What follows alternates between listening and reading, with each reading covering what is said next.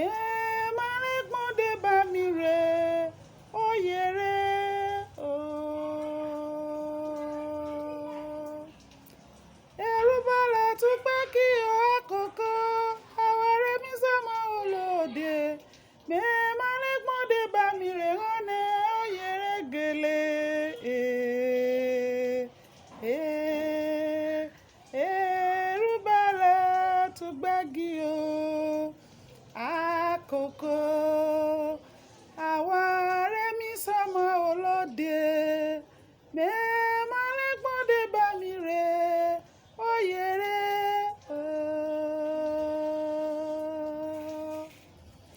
alẹ́ dédé ọmọ òmùrò mo mà kíyan o dédé ọmọ òmùrò nílé lóko mo mà kíyan o ọ̀kan nínú ọmọ òmùrò mi láì mo garin èmi rè ọmọ ẹ̀rùkú bà mí ìbẹ̀rẹ̀ ìjò èmi ọlọ́mọ jẹ́gẹ́dẹ́ agbáàgbá kò lóbi ẹ̀gẹ́ núbàdìyẹ sùsùsù abẹ́rẹ́ kéré òpèrè kò ṣeé mi fàdìyẹ èmi ọmọ agbóná jẹ gbóòrùn jẹ gbé mànàmáná sẹ́kẹ̀ta mo pè dédé ọmọ òmùrò nìní dédé ọmọ òmùrò yìí wúlé dédé àwọn màlàjẹ yìí roko dédé ìran yìí gòkè òkun dédé ìran yìí nílẹ̀ haúsá ara nòkè ọ̀yà Gabon Cameroon mo mọ̀ dédé bó wọn ra Abidjan Gambia kìràn yìí ti pẹja lọ dédé ọ̀nẹ́ bá ti gbọ́ yóò bá ti rí àkàwà sọ́mìtì kan tó lẹ̀ báyìí sọ́mìtì yìí èsì pé bóyá adá gúrùpù kan lẹ̀ but it's just an umbrella gbogbo a sọ pé àkòrò ohun dédé ẹgbẹ́ ìyọmọ àlàjẹ ní pátápátá òun sọ́mìtì ìrà ohun káàtì nífọ̀ yìí development wa àwọn ti gé wa lẹ́yìn pátápátá ibà àwọn ọmọ àlàjẹ kàwé tó jẹ́ àwọn ṣiṣẹ́ tó jẹ́ àwọn náwó tó jẹ́ àwọn núpò tó àwọn ti gé wa lẹ́yìn dédé Ondo state fún ara ẹ̀ gé wa lẹ́yìn Nàìjíríà òun fún ara ẹ̀ ètò ẹ̀mí èso ọ̀pọ̀ ó mà wá pé ó mà pé ìlàjẹ ga sọ́mìtì yìí báyìí òun á fẹ́ fi gbé ara wa náà dé jẹ́ àmà wá jẹ́ àmà àyà yìí mi jẹ wá jẹ́ àmà dédé òun yìí mi ṣẹlẹ̀ sí ìlàjẹ jẹ́ àti ẹ̀mọ̀ orílẹ̀-èdè yìí mi jẹ́ ìlàjẹ yìí ogun yìí ni àjọ núbọ̀ àtó yìí dédé ọ̀nẹ́ gbọ́dọ̀ kóró mo máa kóró mo máa dọ̀bálẹ̀ o mo forí balẹ̀ o dédé orí adé mo máa bẹ̀rẹ̀ náà ti bá mi ọba kírun tán di olúgbò ọ̀fùgbò èmi rèé o ọmọ olúgbò lérè àrò ni mo garin bá mi olúbo ọ̀dọ̀ká a máa pé 12 máa hín bá ọjọ́ rà á dalẹ̀ ò bá mi dédé rà ká kóró o dédé àwọn bá gbàgbọ́ èyí ànìlàjẹ ó kàn án náwó kàn án nẹ̀hẹ̀ o àjọ jídédé wa ká kóró mo wá fi ìpè yìí kí sọ́mìtì afẹ́sẹ̀ nàkúrẹ̀ yìí kan for any divided opinion àjọba mi dédé ràn án nẹ pé ó yẹjá ṣe kínní inú gbọ́kọ̀dá tó gbà kóra wa lòde núbó wọn tó yìí yọ̀rọ̀ wa má bá dọ̀rọ̀ kẹ́ni bẹ́ẹ̀ máa fẹ́ fọ́ ní òde àjá tètè ká lọ bojú dédé ayé ga já tètè la pariwo bó bá tiẹ̀ ṣe tèmi nù kàn ǹbá fọyà ká làbújá jálásẹ̀ nàbújá ṣùgbọ́n níbo wọn ti tó yìí àjá ká làkúrẹ́ bó bírọ̀ Ondo town Ọ̀wọ̀ Àkókó dédé ran àwọn ti gé dédé wa nẹ́yìn so a gbọ́dọ̀ la fọ̀ràn pé àwa yìí àwọn ọmọ òmùrò àwa ìlàjẹ àwa yìí ṣe gúúsì yìí kèémí mílíọ̀dì golden egg ní Ondo state àwa ẹ̀yẹ́jà gé Ondo state mọ́ ẹ̀ producing ní dédé Niger Delta yìí à ń pariwo jẹ́ à ń gbòòwò yìí dédé rẹ̀ àwa ẹ̀rí bẹ̀rẹ̀ dédé ọ̀nà ṣe ní àjọ mẹ́tẹ̀fẹ́ mọ́ fọ̀ lọ àwọn abòmú ẹ̀ so pípè mọ́ mi pè é báyìí bá a bá bẹ̀rẹ̀ ọjà ní anywhere ànáyé at the end of dédé ọjà oríwo tébù àti àfọ̀rín yá a jókòó àwọn kan take part pé crisis yá a bẹ̀rẹ̀ wàhálà yá a bẹ̀rẹ̀ kinní kan èèsì bá rẹ̀ àjọ ayé ti kọjá dédé ràn yẹn ayé ìra báyìí ni pé já kòrò já jókòó lówó tébù já jọ fọ̀ṣẹ̀ wọn ṣe ra já jẹ fọ̀ṣẹ̀ wọn ṣe ahàn so mo wá mú ohùn mi báyìí ohun mi ìwé màá bọ́ o mo wá fi pè dédé ọmọ àlàjẹ dédé ọ̀nà bá ti mọ̀ pé wọ́n mọ òmùrò mo mu nàtàrà rọ̀ mí àjọ mẹ́ba ọ̀nà ń bá dárúkọ ọjà rẹ̀ ìbò ń bá màá tó máa dárúkọ torí o àjọ àmà bínú o èsì pé mo fi ṣàfojúdi o mo mú o nàtàrà rọ̀ mí mo wá mi wá mo tó kè sírì mo tẹ́ran àmà ẹlẹ́fà mẹ́gbàgbé rẹ̀ nàrán òbí nẹ̀yìn wo màrí bẹ́ o kàkóró Zion pẹ̀pẹ̀ mo lọ pẹ̀pẹ̀ igbógi àgbá ahérì agéríge mo mà pè hàn o dédé hàn àti jẹ̀rẹ́ dédé hàn ní gbólómi dédé hàn ní gbégunrín àbòtò dédé wa àkàdìde ọ̀fọ̀ yìí ti kàn dé dọ́nẹ ní gbogbo wọn tó yìí mo tó dún àgbá o náà tó dún àgbá mo kọjá lẹ́rẹ́kẹ́ mo ṣe tẹ́rẹ́kẹ́ mo yà ní mo gbòjú rí àti mo gbòjú rí mo láyé tán mo lọ mo fẹ́ re mo tán padà bọ̀ mo yà náà bẹ́rẹ́kẹ́ mo ṣe tá bẹ́rẹ́kẹ́ mo kúrò náà bẹ́rẹ́kẹ́ mo lòkè ńlá mo tètú gbó mo tó dún bá mi ọ̀rọ̀ jogun mo mà yà níbẹ̀ o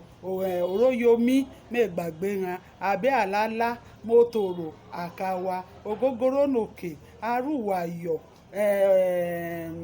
màrán dédé hàn kakóró upárẹ́ mẹ́gbàgbé ẹnu òkè náà hàn o mo torí òkè wà mímọ́ ìlú bàmí kúdẹ̀ ń bú mo mà kóró bàbá orí adé o mo kí hàn o bàbá mo kúrò níbẹ̀ mo tárùwàyọ̀ ṣéjà òkè ṣéjà odò àkàwà dédé ọmọ àlàjẹ àti èyí gbájú àti dédé hàn bọ̀ àká ní àdédé hàn àkàwà o mo ti kúrò níbẹ̀ mo tó má gbẹ̀yìn wá ẹ̀yìn mo kúrò ní má gbẹ̀yìn wá mo dá sí sá àwọn ọmọ àforíwo ráyé mọ mi dédé hàn kakóró èmi rèé o mo tọ́jà iye bà mí ọjà ọ̀gbẹ̀gì lóye mo appreciate uncle mi o chairman economic committee ẹbí mọ̀ mí èmi rèé o bà mí ọjà ọ̀gbẹ̀gì lóye àjàkà kòró ó ti kàn wá báyìí ó kàn wá nawọ́ ó kàn wá nìhẹn dédé wa àjà gbọ́fọ̀ làjẹ development wọ̀ ọ̀hún àmì fọ̀ yẹn mo mà kúrò níbẹ̀ mo mà tó mo kúrò nòdàn jan mo mà tó mọ̀rẹ́gà àbẹ́ẹ̀tòbò mo kúrò ní àbẹ́ẹ̀tòbò òdúndógún òdúnlépé mo mà ti mí wà kúgbọ́ mo gbàgbé níbẹ̀ yìí mẹ́tàn mà yìí kẹ̀ àjọ ó ṣe díẹ̀ ṣùgbọ́n dèdàrà mo fẹ́ fi gbóná kíní kan ti fọ́ pé bí yẹn bá yàn náà bẹ̀ ni wọ́n fi dèdàrà gbó níbẹ̀ mo mà tẹ́ran náà o ẹran náà mo tọ̀dọ̀ ran àkàkóró gbogbo ńlá náà tán méjì lọ́gbọ̀ mo mi wà ọba mi orí adé mo kúrò níbẹ̀ mo tó di ọgbà ayé tòrò èmi rè náà dọ̀ràn ibo ogun yìí ti jàjù rè lórí anarabo ogun ti jàjù àkàkóró ìdí ọgbà aláàgbọn mo kúrò níbẹ̀ mo wá lọ o ìlówó òkè ìlówó ìsàlẹ̀ ìlówó sáyọ̀nì àkàkóró bà mí yé mi mo wá tọ́jà ibo ilẹ̀ ti pẹ̀tẹ̀ jílẹ̀ tàn dáadáa àwọn àríwọ̀n àkàkóró nòdán ríbò nòdún ògúngbè orógbèmí dèdè ránṣẹ́ àkàkóró àtẹ̀yí mo rántí àtẹ̀yí mi rántí bà mí lọ́gọ̀ dèdè ránṣẹ́ àkàkóró mo kúrò níbẹ̀ o mo tó òbí adún ẹ̀yìn mo kúrò níbi adún mo tọ́jà kàn ọjà yìí lá obèbí ọjà mú ẹ̀rẹ́ pẹ̀lẹ́ ọjà bá mi mo dáhùn lọ́kọ̀ọ̀kọ̀ kan mo kúrò nòdún wà tán bàbá mo mà rí hàn o mo dá àdúgbò ẹ̀rùkú sí mo kúrò ní àdúgbò ẹ̀rùkú sí mo bọ́ ní tẹ̀rùkú bà mí mo kúrò ní tẹ̀rùkú bà mí mo bọ́ ní Ògúnbíyì mo tọ́dọ̀ bá mi Olúbó kó èsàn kábíyèsí o bàbá mo mà kí hàn o mo kúrò níbẹ̀ mo mà tọ́ gbàrò ọdún iyeye mi bá mi ọ̀dọ́ ká o kàkóró bàbá mo mà rántí rẹ o ó mà kàn án náwọ́ ó mà kàn án nẹ̀hẹ̀ o mo kúrò náà gbàrò obìnrin ayé pọ̀ obì adún ibẹ̀ òbè rẹ̀ kàn sílùú òbè òjì òbè èrèbí iná òbè kínní kan dédé òbè àṣà àkàkóró dédé ran akáwá o mo kúrò níbẹ̀ mo tajégúnlẹ̀ ẹ̀yin ajégúnlẹ̀ ojú mọ́lẹ̀ rẹ ìbojú ti mọ́ mo rí ẹ ò bà mí mo wá tọ̀jà kàn mo ṣe ń gbọ́ tán mi àjẹm tán gbòhì mi o ìkórìíra òbòdò kú o mo mà rí ẹ ò bà mí yé mi àmàkàkóró nòdáyé rẹ̀ nòdógún fèyí mi nòdẹ́yìn mọ́ hàn àkàkóró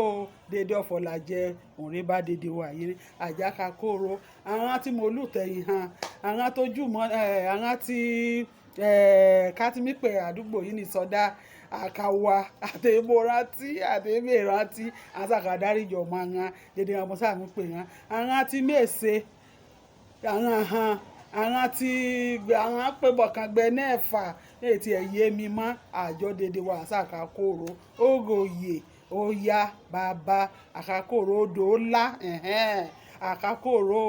èmi ń pè ránrín èmi ọmọ ẹ̀rùkú bà mí ìlàjẹ̀nà tán ìlàjẹ̀nà òhì mo dúró o sọ́mìtì yìí nàkúrẹ́ àsàkàrò déètì rẹ̀ between on the 19 àti 26 ọjọ́ kan á sí rí àtàmọ́ dédé wá dédé plan abámi plan àjáka plan ẹ̀ towards 19 and 26 ajíṣe ń wa ajáwò ṣe làjẹ́ ṣe ya Rotterdam ní Holland ní Amsterdam eriwo hàn níbẹ̀ òun làjẹ́ nẹ́rin Bahamas ya níbẹ̀ Amazon yà ń pariwo yìí dédé àgbáyé torí ẹ̀ dìde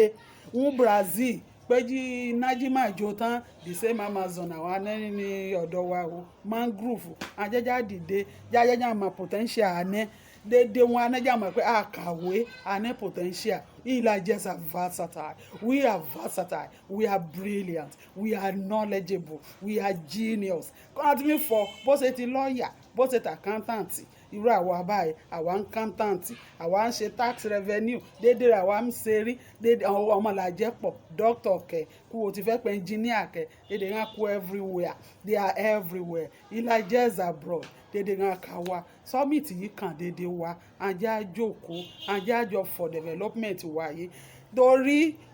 ohun yìí àwọn ayé ìṣèlàjẹ fẹ́ ni pé Ìlàjẹ go into extinction jan lè take over land wa dédé mineral resources deposit ìyá níbẹ̀ jan lè kó náà dọ̀ràn a gbọ́dọ̀ la fọ̀ Àkúrẹ́ gangan mo ti fẹ́ já fọ́rin jẹ́ àwọn Oǹdó Ìdìjì Ọ̀wọ̀ Àkókó Ilẹ̀ Olújì déédéé àwọn ìdàn rẹ̀ déédéé ọ́nẹ́bàrà ní Oǹdó jẹ́ àwọn mọ̀ pé àwa gangan yìí ṣèlàjẹ rí àwa gangan èmi jẹ́jẹ́ Oǹdó ṣètì ká mìíràn jan àjọ jan àròtọ́ lọ́wọ́ dédé ọmọ àlàjẹ kóró èyí sọ̀rọ̀ ẹlẹ́yàmẹ̀yà èyí sọ gbòmùra èyí ṣe màhímùra àti kàmùra ní èkàn mi àjọ àkóró èyí ọ̀tá níná èyí báyìí a máa jẹ́jọ́ ọ̀tá rí náà èyí àìlà fọ́fọ́ political party ní bá mi lọ yìí àìlà fọ́fọ́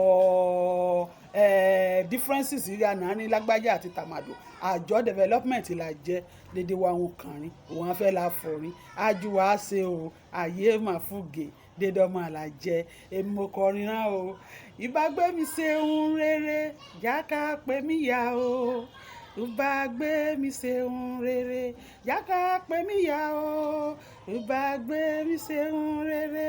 jáká pé mi yá o ìbágbé mi ṣe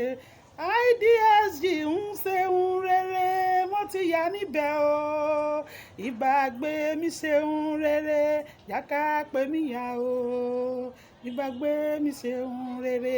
Àkúrẹ́ àti fẹsẹ̀ o Jídédé ọmọlàjẹ kó rajọ ìbágbé mi ṣe ohun rere jáká pé mi yá o ìbágbé mi ṣe ohun rere ayé máa fún gèdèdè làjẹ àwáyé àwáyéyé. This is your daughter Esther Olúwatóyìn Ẹ̀rọ̀kúbàmí. Thank you.